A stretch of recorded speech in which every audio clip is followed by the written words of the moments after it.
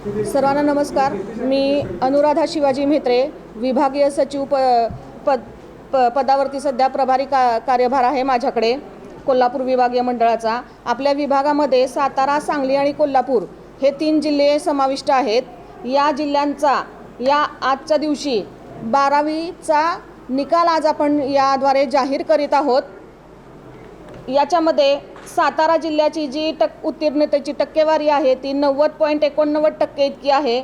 सांगली जिल्ह्याची उत्तीर्णतेची टक्केवारी 86.10% इतकी आहे आणि कोल्हापूरची 91.86% इतकी आहे। एकूणच आपल्या कोल्हापूर विभागाचा जो निकाल आहे तो 89.97% इतका लागलेला असून पूर्ण राज्यामध्ये आपण 6व्या क्रमांकावरती स्थान पटकावलेले आहे।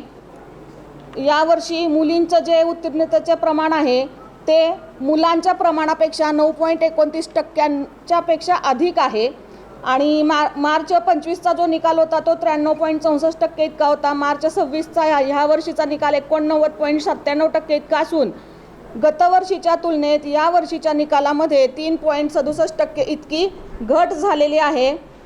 यावर्षी आपण पूर्णपणे कॉपीमुक्त अभियान खूप प्रभावीपणे राबवलेला आहे। यावर्षी आपल्या विभागामध्ये सातारा आणि कोल्हापूरची एकही गैरप्रकाराची केस निदर्शनास आलेली नाही।